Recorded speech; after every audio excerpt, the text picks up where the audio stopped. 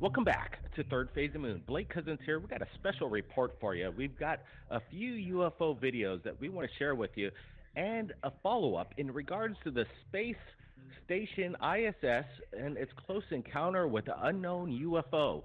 It's going to be a mind-blowing show. Buckle up, everybody. It's Third Phase of the Moon, and we're doing it right now. We have on the guest panel today, we have Richard Giordano from GoofOn and Dr. J from Dr. J Radio Live.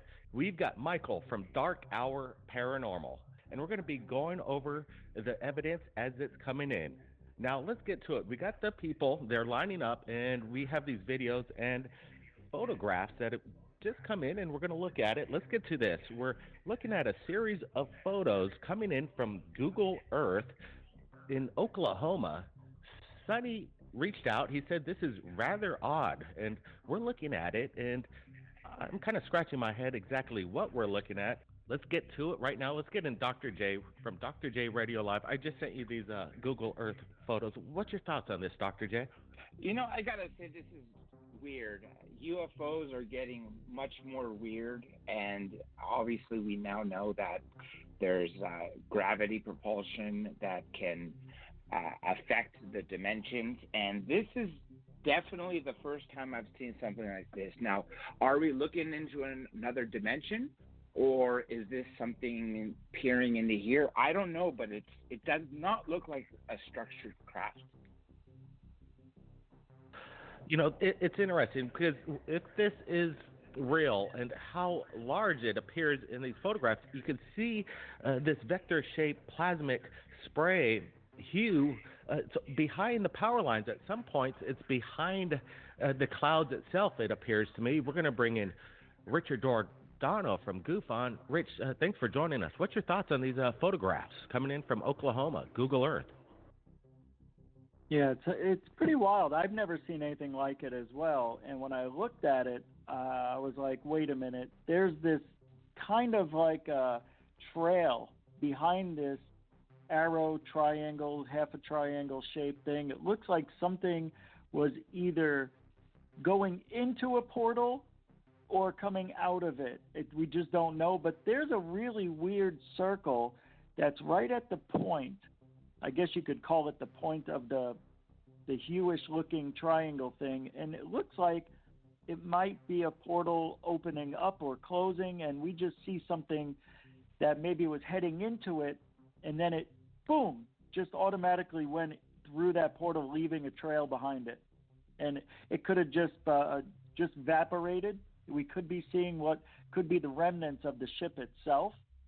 It's bizarre. I don't know what to say, but it's up there, and it's on the it's in the sky apparently. You know, it's very interesting, and I know when we were talking about this last night when Sonny submitted these photos to us, Rich, that in the first frame of the photograph, we noticed, actually the first two frames, we noticed like a small craft to the bottom right-hand corner there, and we're still having trouble making out what it is, but right now I'm getting a close-up look at this. Could this be what caused this plasmic wave? It's very interesting. Let's get in Michael from Dark Hour Paranormal. Michael, welcome to the show. What's your thoughts on these series of photographs? Now, I may be echoing the same sentiment of Dr. J and GoofOn when I say that I have never seen anything like this myself. There are many anomalies in the sky that most times we can look at and perhaps relate to something that we've seen before or something that we know, but in this case, this is brand new, absolutely brand new. So in looking at the photograph, I do notice that there is somewhat of a nucleus in the center there at the bottom of the vector, and it seems to be, at least looking at the photograph, that might be in motion. But as we see through some of the other pictures that were taken here, it seems to be stationary because it's been taken from different angles at different points in time. So if this is just floating up in the air and not changing in any way, shape, or form, that's incredibly significant. Again, it's suspended, whereas normally when we see things moving through the sky, obviously they're moving. So there are a couple different things with this photograph that are of interest, and we can start essentially with the configuration that we're seeing in front of us. The odd, wisped, thin white trail that's behind here, just above the pink vector. Again, color is very odd because I've never seen anything of this color, and as far as I know, there are no official organizations that use the color pink in the sky for any sort of signaling and so forth. So that's worth mentioning too. But Rich also brought up a good point that there seems to be different structures within this and below it as well. If you zoom up to the picture just a little bit, you will find what looks like either a circle where the point is on the V, or it's a triangle, depending on what you're seeing. Could this be some sort of cloaked craft that we're catching in between stages, transitory, if you will, in going into cloaking or coming out of cloaking, and we're witnessing some of this plasmic energy coming off of it? This is a very interesting photograph, and the group of photographs together are worth mention, and I have to say this is a real fascinating catch. Absolutely. Now I'm trying to kind of grasp actually how widespread is this vector plasmic, kind of a unique characteristic. How large is this? How high is it in the sky? Is this in the stratosphere? I'm trying to grasp the largeness of this. Dr. J, any ideas? Well, being a skydiver, and I'm usually able to, estimate how high something is up, but this, I'm not even sure if it's, like I said, a structured craft. Maybe a couple thousand feet, but what if it's just a reflection of something? What if it's, like I said earlier, from another dimension showing us, or they're looking here while they're somewhere else? Again, just like Michael said, and this is really freaking weird. I've never seen something like this. The other thing that we'll talk about, I can say something about this, but as far as altitude, considering that it's staying in the same place from the photographer, what he was saying, anywhere from 2,000 to 4,000 feet is my guess. It's interesting. I would think, because some of the photographs, it seems that this vector actually appears behind the clouds, in my opinion. Any estimate of size there, Rich? I would have to say, just because I've looked at the sky so much, that this thing may be 1,000 feet across and maybe 1,000 to 2,000 feet up. I kind of almost feel like Dr. J feels, it's kind of in that range, only because we can only go by what our experience shows us. So, yeah, it seems like it's about 2,000 feet up and about 1,000 feet wide. Big.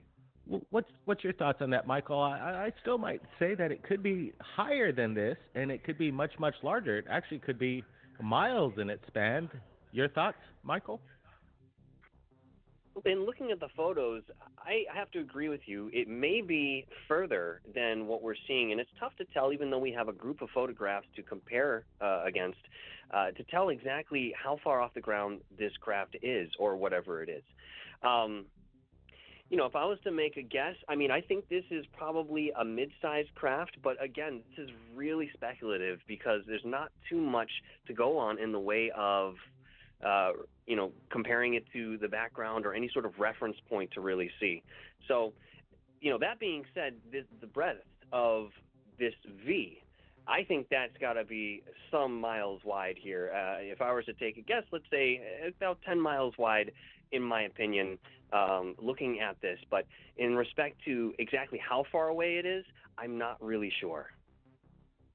It's absolutely mind-boggling to consider that we have these maybe possible experiments, a spray up in the stratosphere that extends tens of miles in its length. It's very bizarre, but could it be HARP? I'm not exactly sure. People may speculate that. Now we're going to get to this next video that I received from Aaron Loudbenberg, and he said he was looking out the southwest from Peyton, Colorado, towards Norad, and he spotted this inside his house. Then he went outside, and it appears, he said, it was just sitting in the sky.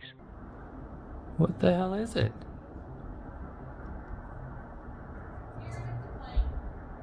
That's not a plane. What is it? I don't know, but like when you get close, there's like this little dot at the top of it. It's not moving. It's just sitting there. No, it's been moving up. Is it moving up? Yeah, very, very slowly. What the hell is it?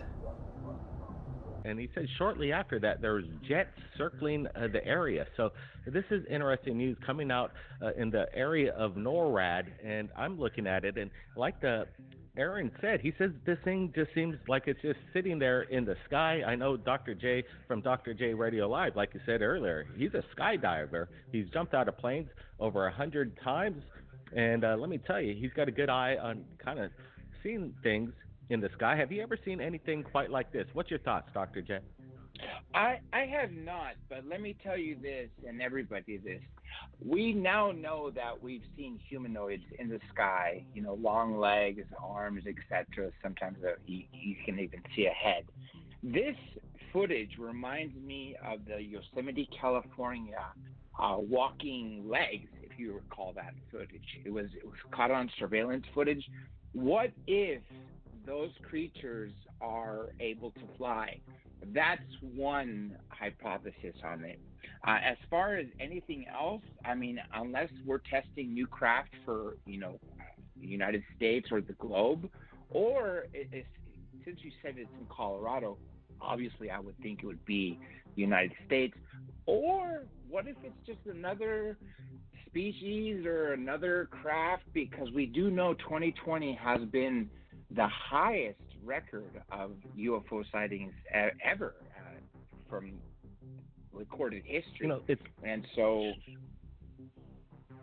go ahead. Yeah, the UFO sightings are on the rise, and I want to again thank Aaron for allowing us to share this with everybody on Third Phase of the Moon. Permission granted. Let's get to Goofon from Richard from Goofon. Richard, what's your thoughts on this? They said it was in the area of Norad. Do you think there might be a reason why we're seeing this over NORAD? Well, you asked Dr. J, have you ever seen anything like this? And I'm immediately saying I have, because I've seen it, videotaped it, and at the time of the day, it looks like it's near sunset. It's an airplane with this contrail, and that's exactly what it is. I know everybody, and I appreciate Aaron going out of his way and sending this and telling us it's, you know, where it is and other planes were around it. But sadly, I have many videos. I could show it to everybody later that it's an airplane, and it's a little tiny contrail coming out from it. It's very common. Sorry. You know, I would have to agree with Richard on this one. We do see these kind of videos quite often where these trails are behind a supposed airplane. But in my opinion, I don't know. It looks a little strange to me. It seems very stationary. The trail seems consistent in its form. It's not dissipating, and it almost seems like it's not moving. But it could be an illusion. Michael, your thoughts on this? Again, I'm going to echo what Rich was saying to a degree. At first glance on the video, what we see appears to be a round object emitting some sort of trails, perhaps chemtrails.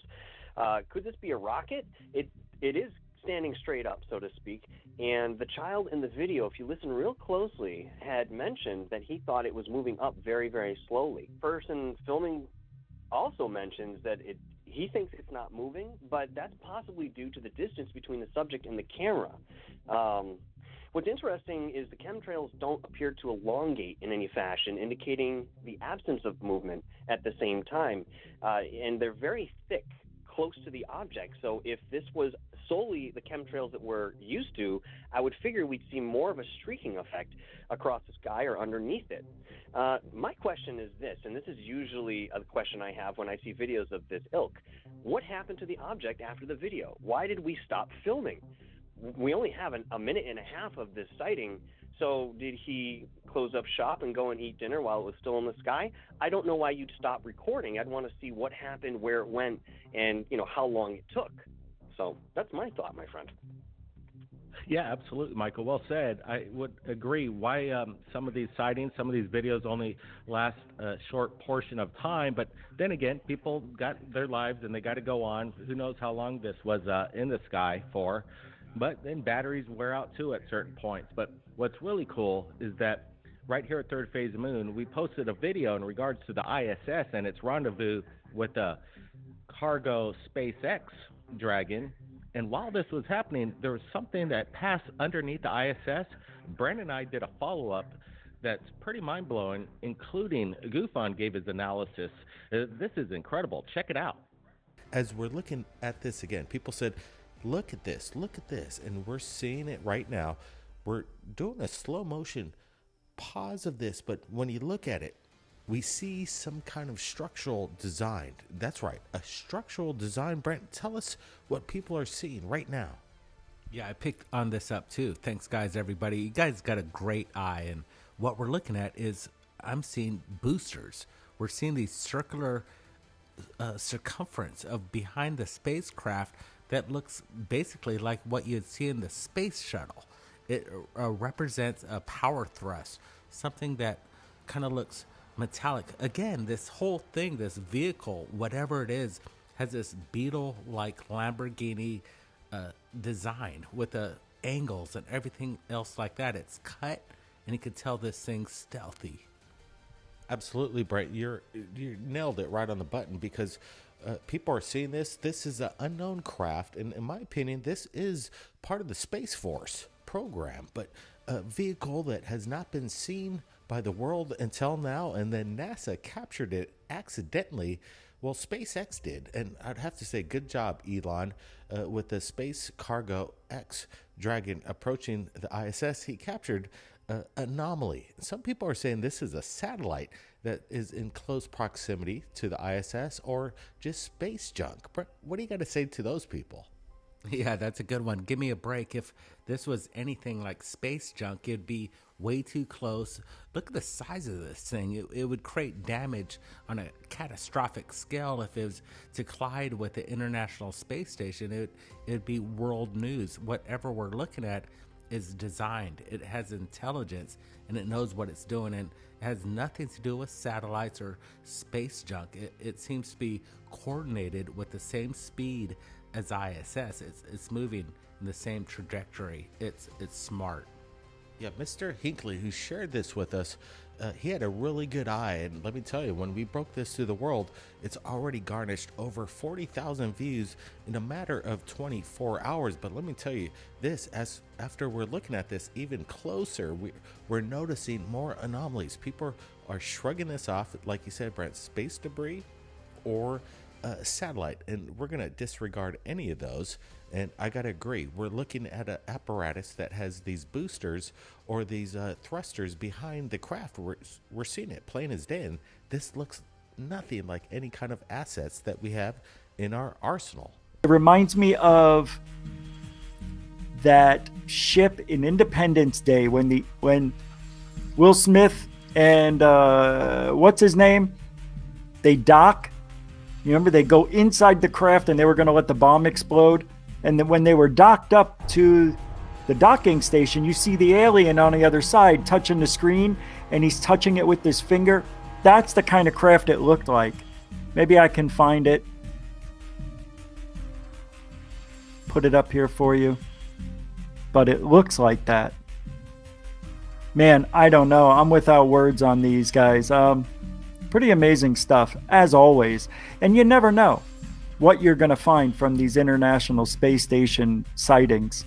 And the one thing I don't like is that we're never going to know what they are. But if you have the eyes and you are watching the ISS app or the website and watching the cameras and you see something, send it to Third Phase of Moon. All right, now we're back right here at Third Phase Moon. I want to get everybody's opinion of what they just witnessed, what's going on underneath the ISS. This is amazing footage. I'm glad we could do this follow-up. Now we got some news coming in, and Richard from Gufon said he's got some breaking news coming out just within the past few hours. What's up, Rich? Well, apparently back in 1988, just to reference why I'm talking about this, the Galactic Federation has been in the news. The Israeli guy who retired talking about that. The aliens are not going to show themselves until we are of sound mind and ready to accept them. In 1988, the CIA tried to remote view the Galactic Federation headquarters. And that, to me, is an interesting story. I'm still looking into it, but they get the impression of a round structure located on the flat top of what seems to be something like, I don't know, some sort of landing pad or something. It's really strange, but I just found this before we started talking today, so I'll get more on that as time goes by. Absolutely. We look forward to the follow-up on GoofOn, and I'm sure we're going to follow up with this on Third Phase Moon and our backup channel, Third Phase. What are the implications? The CIA had the remote viewing program known as Project Stargate, and they were able to have these soldiers actually remote view to the enemy's territory and basically find out what was going on the other sides of the planet without actually having to be there. Dr. J, what do you make of this new information? The CIA was already trying to figure out the Galactic Federation and remote view to it? It doesn't surprise me one bit. First of all, many people know about SRI, Stanford Research Institute, where they did a lot of testing for remote viewing. And then, of course, it was shut down, I believe, in the late 80s, early 90s. But it wasn't really shut down. All that happened was they changed names.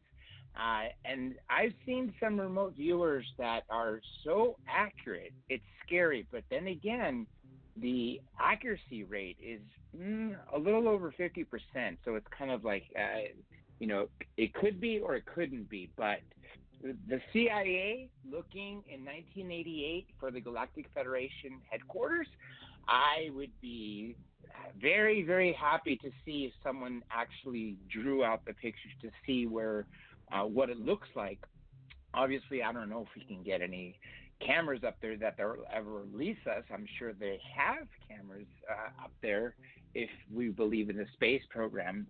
But also, I want to know where it is. Some people say it's on the moon. Some people say it's on Mars. Some people say it's in another galaxy. So that's a very, very interesting story. And once I get a hold of General Ished, hopefully he'll tell me a little bit more.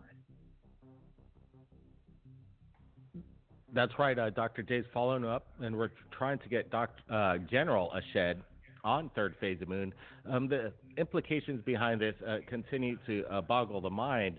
The CIA trying to, and this was new information that Richard just brought to us. Michael from Dark Hour Paranormal, what's your thoughts on the CIA back in 1981? It sounds like they knew about this all along. I have to agree with you. I think they've known about this for a very long time. I mean, you have to know about it before you decide to go and look for it.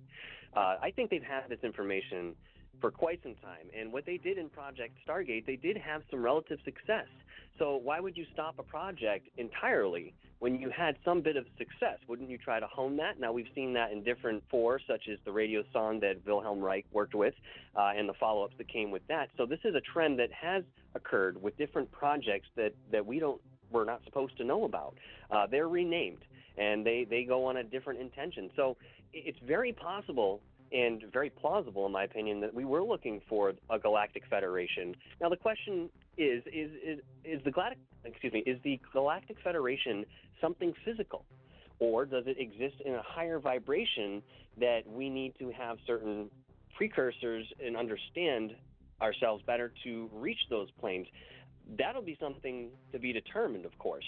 But as far as the CIA using remote viewing to find the Galactic Federation, it's incredibly plausible to me. And again, I think you'd have to know that it existed before you decided to fund a project that supported finding something like this. You know, this is very interesting because we're going to get to GoofOn because he even has more breaking news. And I just wanted to give a big heads up to everybody. If you want to know more about this Project Stargate, we did a documentary on it. It's called The First Earth Battalion. That's The First Earth Battalion. It's available for free right now on Amazon Prime. Let's get to the breaking news. Even more follow-ups coming in from Richard over there at Goofon, what do you got?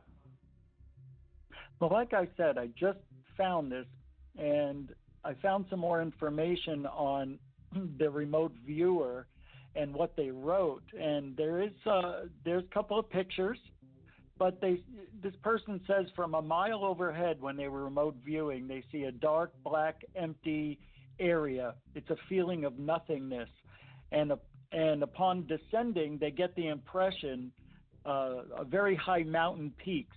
Then there's a flat plateau-like area in between the peaks, and this blue body of water, which they relate to like Lake Titicaca. But 200 miles up, they found themselves moving in an inclined causeway, stone walls like Egypt, some sort of pyramid object. They sense presence nearby. There, at the end of the causeway is a long, dimly lit rectangular corridor, smooth dressed stone on all sides. This is amazing if they're actually seeing this. There's a large pile of polished stone platform in the room. There's some entities wearing robes. There's a table, what looks like a human area of illumination, so they're examining something. This is amazing what I just found. So I'll have to get this to you so we can tell people where to find it. It's amazing. Wow, incredible follow-up. This is what Third Phase Moon is all about. We're breaking the stories as fast as possible to the world, getting the information out, and that's what we're here for. And the team has been building up, and I want to thank Dr. J from Dr. J Radio Live for joining us, including Michael from Dark Hour Paranormal and Richard from Goofon. All the links to the team members will be in the description below. I appreciate everybody to go and subscribe to the team members and give them some love and tell them Third Phase of Moon sent you. And I want to thank everybody on the chat today and all the super chats. You guys are really killing it. Appreciate the support. Third Phase of Moon, the #1 UFO channel on the planet. Keep your eyes on the skies, everybody. Be safe. Blake Cousins. We'll see you next time.